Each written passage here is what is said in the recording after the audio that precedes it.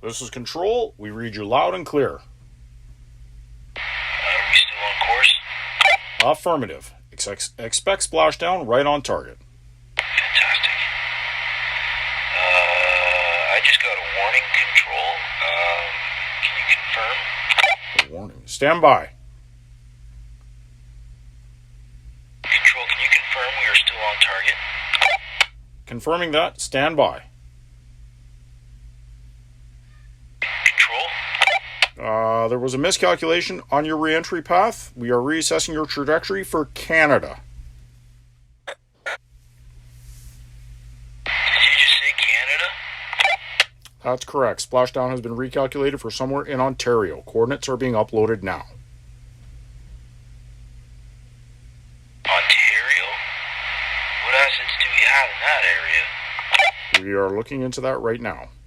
Looks like asset 905. 905?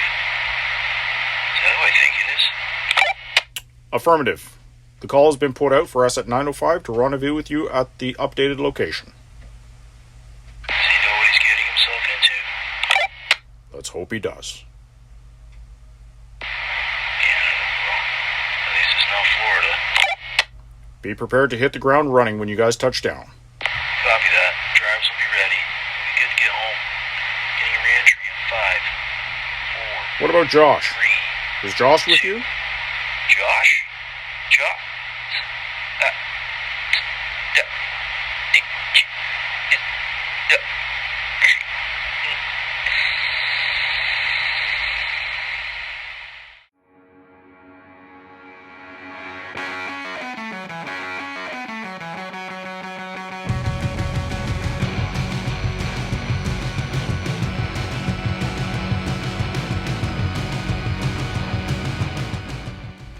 Welcome to the all-new 905 Diecast Racing Channel. I'm your host, Agent 905, coming to your eyeballs from the snow course at Lakeridge Heights 164 Raceway Park.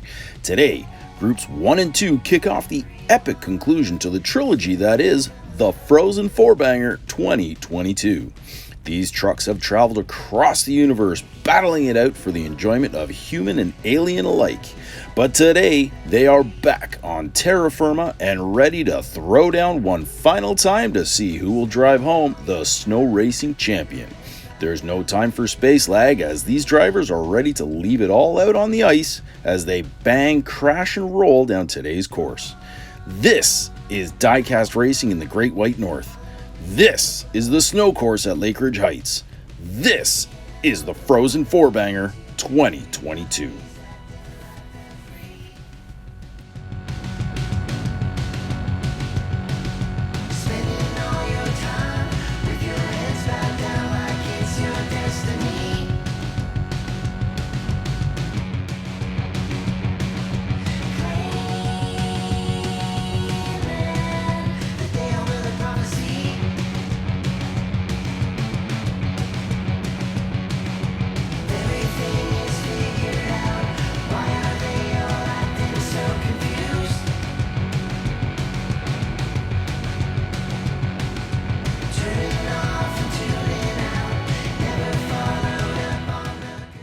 Here's a rundown for the rules for round 1. Drivers have been randomly assigned in groups of 4. There are 6 groups total, and the top 2 from each group move on to the semis. We're running 4 wide behind a moto-style start gate, and each group only gets 4 shots at the hill. Drivers move over 1 spot after each race, giving everybody a chance in each position. There will be no reruns. If all 4 drivers DNF, it's on to the next lap. This hill is unpredictable, so keeping all 4 tires on the snow will definitely help in putting points on the board. Standard scoring applies today. Win the lap, get 5 points. Take second, get 3 points. Third takes the deuce, last collects a single, and if you DNF, well, we don't reward failure at the heights. Top 2 move on, and the bottom 2 are splitting the tab for pizza and pops from Pink's after the race. It's been a long journey across the universe for these drivers, and they seem pretty hangry, so let's see who's lined up for Group 1. First up, from the spirit of 64, it's Scooter Roundwell. Next to him, He's the king of the fade paint jobs. It's Arlo. Driving a truck dubbed Sweet Baby Blue Eyes, Triple B. And last in the gate and keeping it as straight as he can, Swervin' Herb. Now, let's head to the top of the hill for race number 1.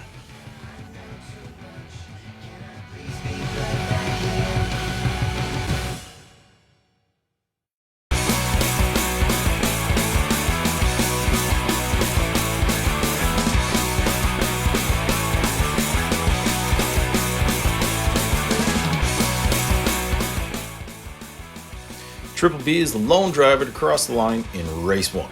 Let's look at the replay to see what happened. All 4 drivers get a great launch with Swervin' Herb getting a nose out on the other 3. Arlo and Triple B bang doors as they jockey for space in the middle of the track, but then Arlo gets it all kinds of wrong, dropping a wheel that effectively turns him into a barrel. The 2 Toyotas make a break for it, but Herb can't keep it straight and stuffs it into the wall. Scooter, I guess, feeling like it was a good idea, follows suit. Triple B, on the other hand, says, "Thank you guys very much," and takes maximum points for race number 1. Triple B out front, early, leading after 1.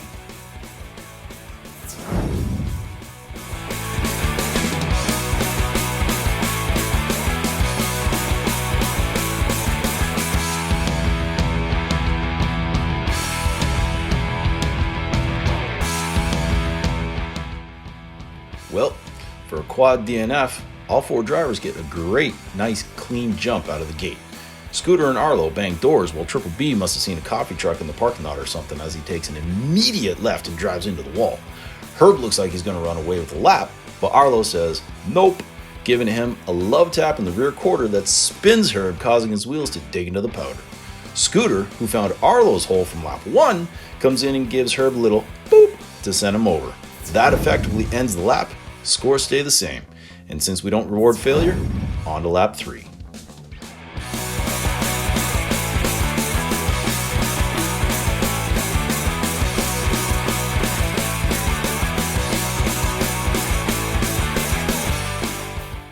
That was a scrappy lap. Again, a nice clean start when the gate drops, but I guess Arlo saw what Triple B saw in lap 2 and pulls a hard carbon copy. Meanwhile, the yotes of Scooter and Herb duke it out down the middle of the course until Triple B hits a soft spot and checks up in front of Herb, who swerves beautifully to avoid contact. Scooter found the right gear for this lap and bolted for the finish, showing off with a pony jump over the line. Both Toyotas put up points, and it's finally a competition. Let's go to lap 4.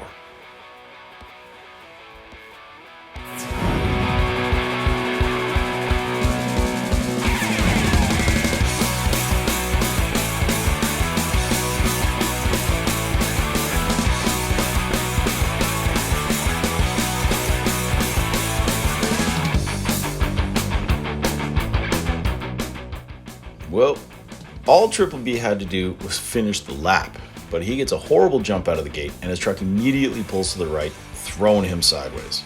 Arlo, on the other hand, gets a fantastic jump and looks like he's picked the right line, only to get bogged down, allowing Scooter to run away. Scooter is so fast that he's out of frame and we don't even see how he ends up on his roof. He literally just threw points away. The camera guy doesn't even know which way to go. But he does catch Arlo narrowly tucking his truck into the side pocket, followed closely by Herb, who didn't swerve, to avoid letting Arlo know who's boss. With Triple B and Scooter Ranwell both throwing up goose eggs, it looks like we're headed to a tiebreaker in our very first race. So, here's how tiebreakers are gonna work. The first truck to win 2 races moves on.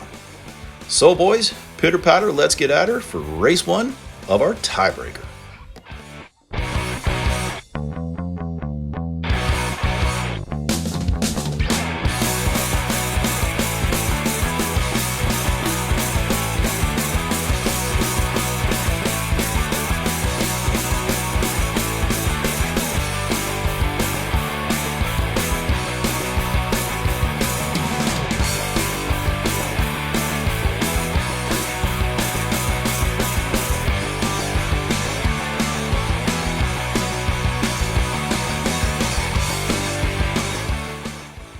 Well, the gate drops and Triple B finds that hole in the wall he created in lap 2.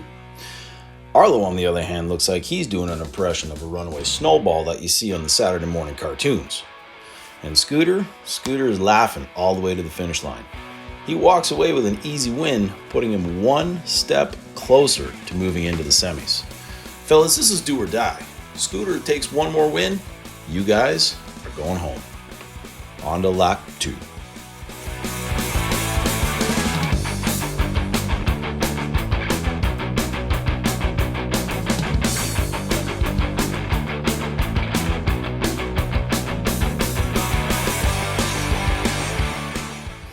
Race 2 is a carbon copy of Race 1.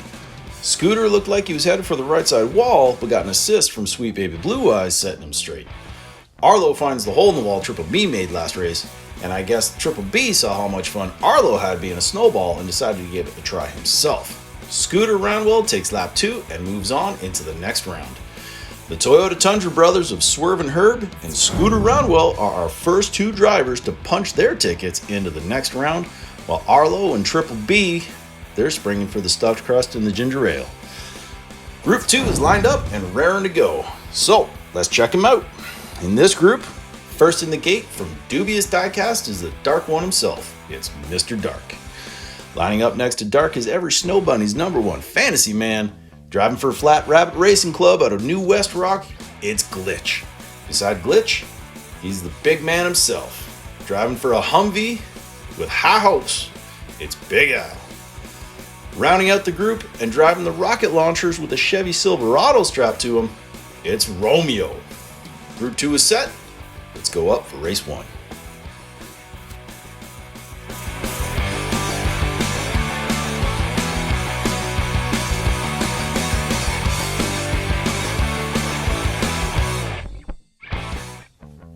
Race 1 opens with Romeo finding the Triple B off-ramp right out of the gate.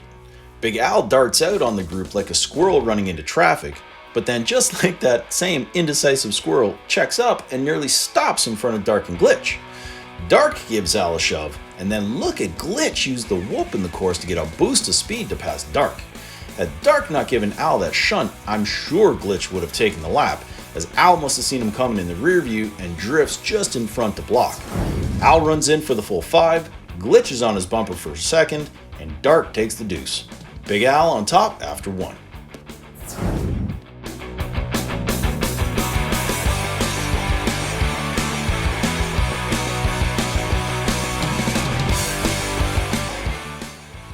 Can we get track maintenance out on the snow course, please?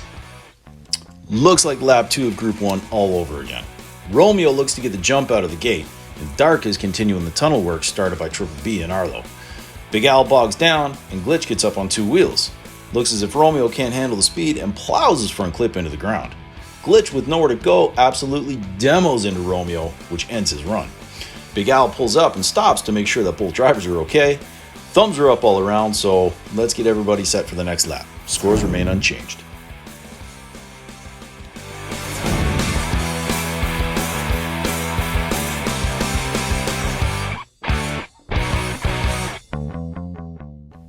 Oh my goodness, Mr. Dark with a Han candidate in this race. Romeo and Al come together for a little tete-a-tete right out of the gate, but keep your eyes on Dark.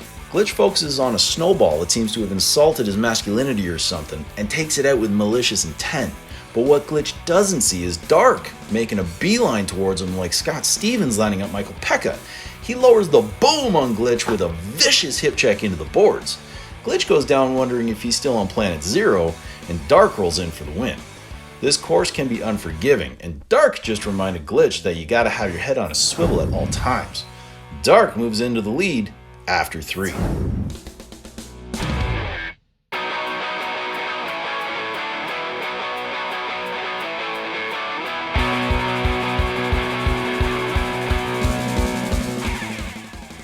Dark is a man possessed on this lap, but it looks like Glitch is out for a bit of revenge as well. The gate drops and Dark immediately takes out Romeo. He then sets his Red Barons back on Glitch, however it backfires as they both hit a whoop which sends Dark veering to the left. His tires dig into the snow and over he goes. Glitch hits the same line that gave him that turbo boost in race 1, but he must still be rattled from the hit he took last race from Dark as he goes wheels up with a clear path to the finish line. Al must have been looking for that coffee truck, as he just seems to have put himself into the wall halfway up the course. Although, it looks like he's done just enough to get him into the next round with that first lap win. Mr. Highlight of the Night Dark, and where's the coffee truck? Big Al, move on. Maybe Glitch can help out Romeo in getting the pizza and pops from Pinks, as they have both been eliminated.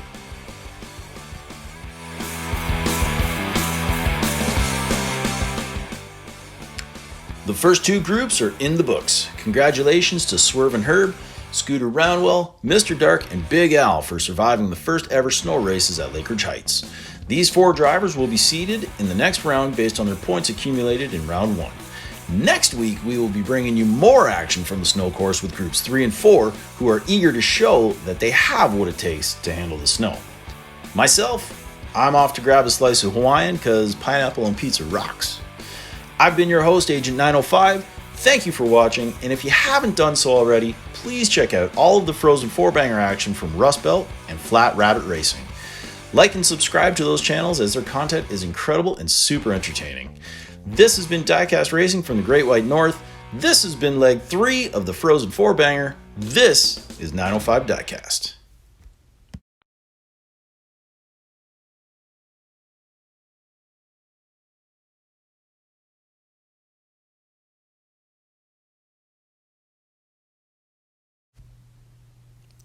Josh, if you're out there and you can hear this, help is on the way, buddy.